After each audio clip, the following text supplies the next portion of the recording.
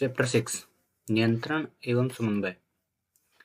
इसके जितने भी मोस्ट इंपॉर्टेंट ऑब्जेक्टिव क्वेश्चन होंगे उनको आप देख लें। टॉपिक है मस्तिष्क। मानव मस्तिष्क के कितने भाग होते हैं? तो याद रखना 3 भाग होते हैं। पहला है अग्र मस्तिष्क, अर्धगोला, इसको बोलते हैं फोर ब्रेन। मध्य मस्तिष्क, इसी को अनुमस्तिष्क भी बोलते हैं, मिड ब्रेन। और एक होता है पश्च मस्तिष्क यानी हिंड ब्रेन। ठीक है।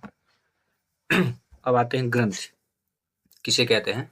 अगर आता है 2 अंक का क्वेश्चन तो आप ऐसे लिखें, कोशिकाओं का ऐसा समूह या तक जो तरल पदार्थ स्रावित करता है। इसको लिखना जरूरी नहीं होता, ब्रैकेट की चीज आप याद करें, अन्यथा ना याद करें तब भी चल जाएगा। ठीक ना, नॉलेज के लिए याद रखें। तरल पदार्थ कौन से हो सकते हैं? कार्बनिक पदार्थ जो कार्बन से युक्त, उसे क्या कहेंगे? ग्रंथि कहेंगे। अब इनके प्रकारों में आते हैं तो इनके 3 प्रकार हैं। पहला है अंतःस्रावी ग्रंथि, दूसरा है मिश्रित ग्रंथि और तीसरे बाह्यस्रावी ग्रंथि। एंडोक्राइन ग्लैंड, मिक्स्ड ग्लैंड और एक्सोक्राइन ग्लैंड। ठीक है। अब इन सभी ग्रंथियों को आप 1 बाय 1 करके समझ लें क्या कहलाती हैं। अंतःस्रावी ग्रंथियां, जैसे ये ग्रंथियां नलिका विहीन होती हैं, इनमें नलिकाएं नहीं होती। इनसे बनने वाला तरल पदार्थ हार्मोन कहलाता है। ठीक है ना। तो अगर क्वेश्चन आता है हार्मोन क्या कहलाता है तो आप लिख सकते हैं अंतःस्रावी ग्रंथियों में बनने वाले पदार्थ को हार्मोन कहते हैं। इनसे निकलने वाला जो हार्मोन्स होता है रक्त के माध्यम से लक्ष्य कोशिकाओं तक पहुंचता है। अगले एग्जाम्पल देखें इनके, यानी अंतःस्रावी ग्रंथियों में कौन कौन से आते हैं।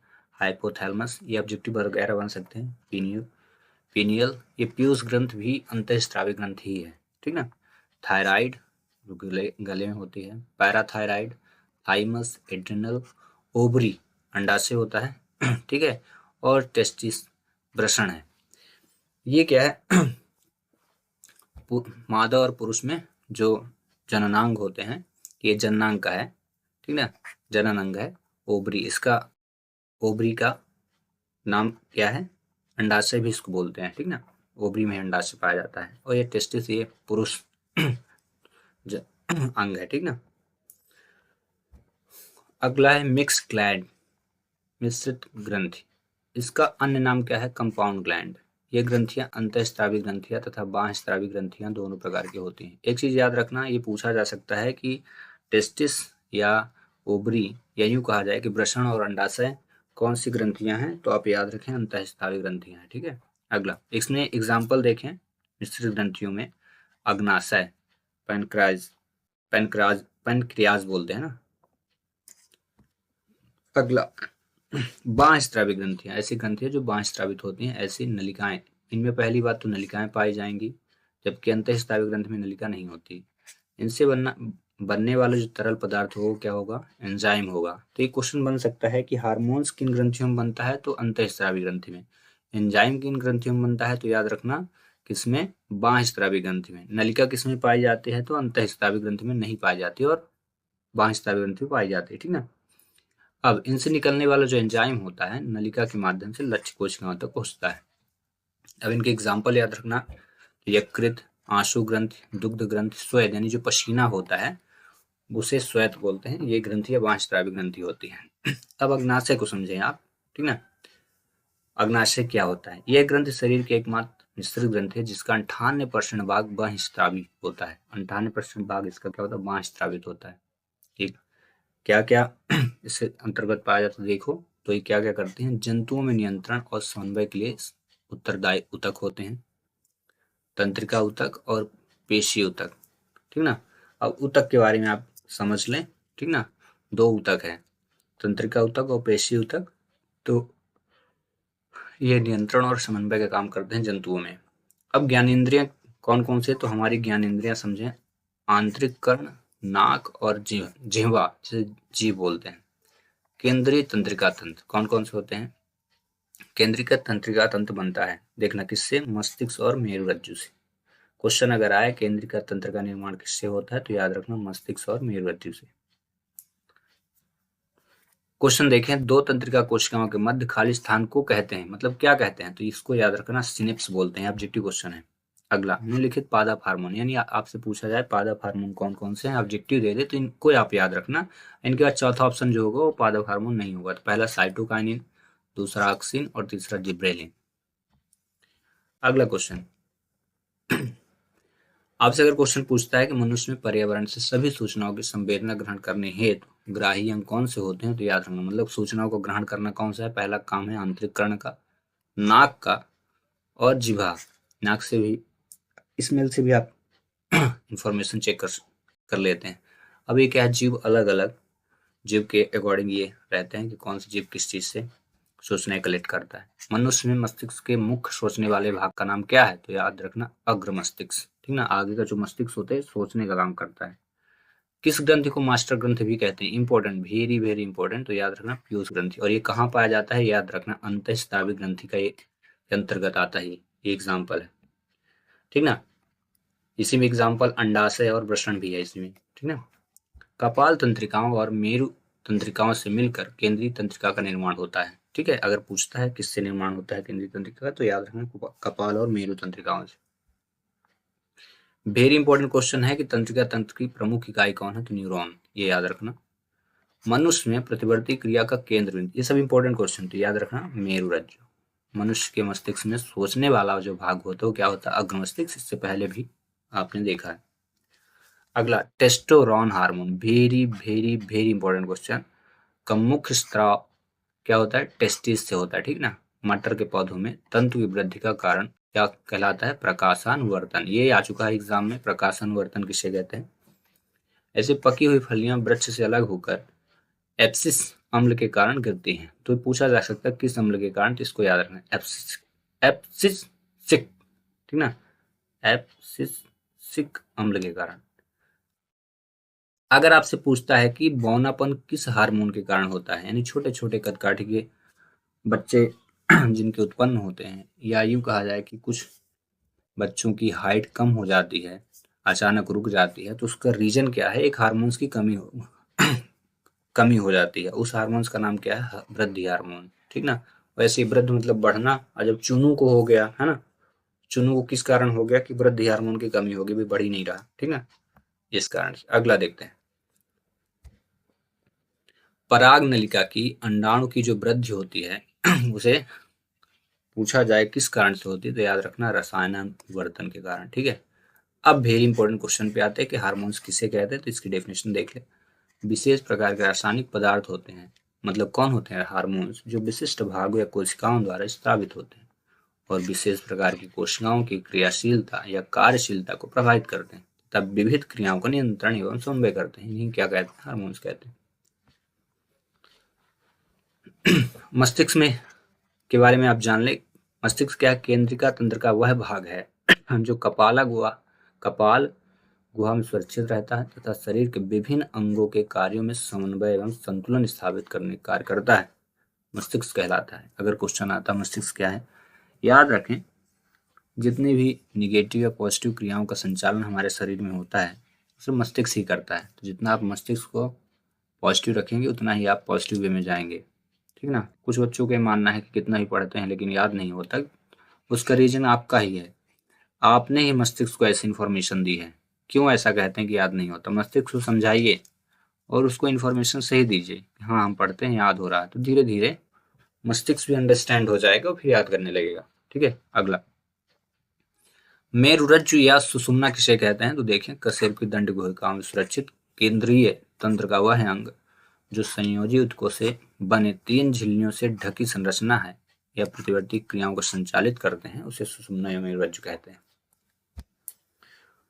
अब प्रतिवर्ती क्रियाएं किसे कहते हो, तो याद रखना प्रतिवर्ती प्रतिक्रियाएं जो किसी प्रेरण या उद्दीपन प्रतिक्रिया के रूप में तुरंत व शीघ्र होती हैं, प्रतिवर्ती क्रियाएं कहलाती हैं। ठीक ना, अब अंतःस्रावी ग्रंथियां देख लें किसे कहते हैं। शरीर में पाए जाने वाली विशेष प्रकार की ग्रंथियां जिससे हार्मोन्स का स्रावण होता है, अंतःस्रावी। ठीक ना, हार्मोन्स आपके अंतःस्रावी ग्रंथियों से स्रावित होता है। ठीक ना, अब प्रकाशानुवर्तन किसे कहते हैं, तो याद रखना ये दो अंक क्वेश्चन है ना, जितने भी पढ़ा रहा हूँ। हरे प्रकाश का तना प्रकाश की ओर एवं जड़ अंधकार की ओर गति करता है। समझ लेना, तना जो है प्रकाश की ओर, है ना, पौधों में, हरे पौधों में तना प्रकाश की ओर और जड़ कहाँ, अंधकार की ओर, इन मिट्टी की ओर गति करते हैं। तो प्रकाश के कारण होने वाले इस गति को प्रकाशानुवर्तन कहते हैं। जलानुवर्तन अगर आता है तो क्या लिखेंगे आप, जलीय पौधों में जल के उद्दीपन के कारण होने वाली गति को। ठीक ना, अब आते हैं पादप हार्मोन्स के अंतर्गत अगर पूछा जाता है पादप हार्मोन कौन से होते हैं तो याद रखना ऑक्सिन, जिब्रेलिन, साइटोकाइनिन। एक है एबीबी का फुल फॉर्म है एब्सिसिक एब्सिसिक अम्ल वृद्धिरोधक, ठीक ना। अब यहाँ आते हैं सभी हार्मोन्स के बारे में थोड़ा थोड़ा देख लें। ऑक्सिन क्या करता है शरीर में? कोशिकाओं की लंबाई में वृद्धि करता है, ठीक है। किनकी? कोशिकाओं की, क्योंकि पादप हार्मोन पौधों में पाए जाते हैं, तो अगर ऑक्सिन है तो पौधे वृद्धि करेंगे। कोशिकाओं विभाजन सहयोग करता है, पौधों की गतियों को नियंत्रण करता है, पत्तियों को गिरने से रोकता है। कौन? ऑक्सिन। अगर पत्तियां गिर रही हैं तो ऑक्सिन नामक हार्मोन की कमी हो गई है। बीज रहित फलों के उत्पादन में सहायता करता है। अगर किसी फल में पौधे में बीज नहीं है तो उनके उत्पादन में भी सहायक काम करता है। अगला जिब्रेलिन। जिब्रेलिन के स्रोत अंकुरण में सहायक बने, पौधों की लंबाई में वृद्धि, पौधे की पत्तियों को चौड़ी करने में सहायता करता है, ठीक ना। पौधे की जो पत्तियां चौड़ी होती है जिब्रेलिन के कारण। अब साइटोकाइनिन में देखिए प्रोटीन के संश्लेषण में सहायक होता है, कोशिकाओं एवं तने की लंबाई में वृद्धि करता है, कलिकाओं में वृद्धि, जड़ों या पत्तियों में वृद्धि रोकने में सहायक एवं अंकुरण के समय उत्प्रेरक उत्पन्न करता है। कौन? यही साइटोकाइनिन। अब एबीबी वृद्धिरोधक पत्ती एवं फूलों के खुलने एवं बंद क्रियाओं को नियंत्रण करता है, पतझड़ की क्रिया को प्रोत्साहित करना, ठीक ना, एवं पौधों की वृद्धि दर को कम करता है। अगर एबीबी है तो एक तो ये पत्ते गिराएगा, पौधों की वृद्धियों को रोकने का काम करता है ये हार्मोन। अब थोड़ी इंपॉर्टेंट क्वेश्चन पे देखते हैं। एक तंत्रिका कोशिका से दूसरी तंत्रिका कोशिका में आवेग किसके द्वारा उत्पन्न होता है? तो याद रखना रसायन द्वारा, ठीक ना। अगला गुलाब जामुन को देखकर मुंह में पानी आने लगा, किस क्रिया के कारण होता है? तो याद रखना प्रतिवर्ती क्रिया। अगला देखते हैं तंत्रिका तंत्र में कौन से अंग होते हैं? तो मस्तिष्क तथा मेरुरज्जु। Very very important question objective लिख लें और याद कर डालें। मस्तिष्क के विभिन्न भागों के नाम लिखना है आपको, तो अग्र मस्तिष्क, मध्य मस्तिष्क, पश्च मस्तिष्क। अगला मस्तिष्क से मेरुरज्जु से मिलने वाली तंत्रिकाओं के नाम, तो मस्तिष्क और मेरुरज्जु। मस्तिष्क क्या? कपाल तंत्रिका होती है मस्तिष्क में, और मेरुरज्जु मेरु तंत्रिका। अगला आपसे पूछा जाए अनैच्छिक क्रियाएं किसे कहते हैं, तो लिखें इसका आंसर वे क्रियाएं जिन पर हमारे मस्तिष्क का नियंत्रण नहीं होता, अनैच्छिक, ठीक है। और अनैच्छिक क्रियाओं के अंतर्गत कौन सा आता है? लार आना। अनैच्छिक क्रिया मतलब वो है जो आपकी बिना इच्छा की होती हैं, आप इच्छा करें रोकने की तब भी न रोक पाए, उन्हें क्या कहते हैं? अनैच्छिक क्रिया। जैसे लार आना, अब मुंह में किसी के लार बन रहा है, अगर आप चाहें कि ना आए तो ही आएगा, आपके उसमें जोर दबाव नहीं हो सकता है। बमन छोटे छोटे रक्त दाब, ठीक ना, रक्त में ब्लड प्रेशर हाई हो रहा है, लो हो रहा है, अगर आप चाहें कि हम उसको रोक लें तो आपके मन बश में नहीं उसको, ठीक ना। अब अनैच्छिक क्रियाएं नियंत्रित होती हैं किसके द्वारा? तो पश्च मस्तिष्क एवं मेडुला द्वारा, इनको आपको नियंत्रित कर सकते हैं। उद्दीपन क्रिया के उदाहरण किसमें? पौधों में पाए जाते हैं, तो कौन सा है? छुई मुई के पौधों की गति उद्दीपन क्रिया के उदाहरण, ठीक ना। अगला ऑक्सीन हार्मोन पौधों में कहाँ संश्लेषित होता है? तो प्ररोह के अग्रभाग, जिसे क्या बोलते हैं? टिप। तने की वृद्धि में सहायक हार्मोन्स का नाम ये देखो, जिब्रेलिन। पादप वृद्धि संदमन कौन सा अम्ल है? द एब्सिस अम्ल, ये एबीबी एबी है, प्रांग नाम इसका। एड्रिनल हार्मोन किस ग्रंथि से स्थापित होता है? तो याद रखना अधिवृक्क ग्रंथि से। हमारे आहार में आयोडीन युक्त नमक क्यों लेना चाहिए? वेरी वेरी इंपॉर्टेंट क्वेश्चन, कई बार पूछा। तो याद रखना थायरॉक्सिन हार्मोन बनाने के लिए आयोडीन की आवश्यकता होती है, इसलिए लेना चाहिए। कार्बोहाइड्रेट, प्रोटीन, वसा के उपापचय का नियंत्रण कौन सा हार्मोन करता है? तो याद रखना थायरॉक्सिन। फूली हुई गर्दन किस बीमारी का लक्षण है? तो याद रखना गाइटर, जिसे बोलते हैं घेघा रोग, ठीक ना, गाइटर। घेघा रोग का क्या कारण है? तो आयोडीन की कमी, इसलिए आयोडीन की मात्रा मतलब उचित होनी चाहिए। अगला क्वेश्चन, जब आप या आपके दोस्तों की आयु 10 से 12 वर्ष रही होगी तो आपको शरीर में कौन सा परिवर्तन महसूस हुआ होगा? कोई परिवर्तन हुआ होगा 10 से 12 वर्ष की आयु में आपके शरीर में, तो आपसे पूछा जा रहा है कि यह परिवर्तन किस कारण से होता है या किस हार्मोन के? तो याद रखना टेस्टोस्टेरोन के, ठीक है। ऐसे ही मान लो कोई लड़की है, उसकी सहेली है, उसकी आयु 12 से 14 वर्ष, वो लड़के के लिए था, तो उसके शरीर में कुछ परिवर्तन होते हैं, तो वो किस हार्मोन से होते पूछा जाए तो याद रखना एस्ट्रोजन। तो ये याद रखना पुरुष में हार्मोन्स पाया जाता है, यानी नर में ये टेस्टोस्टेरोन पाया जाता है, और स्त्रियों में कौन सा पाया जाता है? एस्ट्रोजन, जिसके कारण हार्मोन्स परिवर्तन होते हैं। दाढ़ी मूछों का आना, ठीक ना, ये सारी चीजें होती हैं।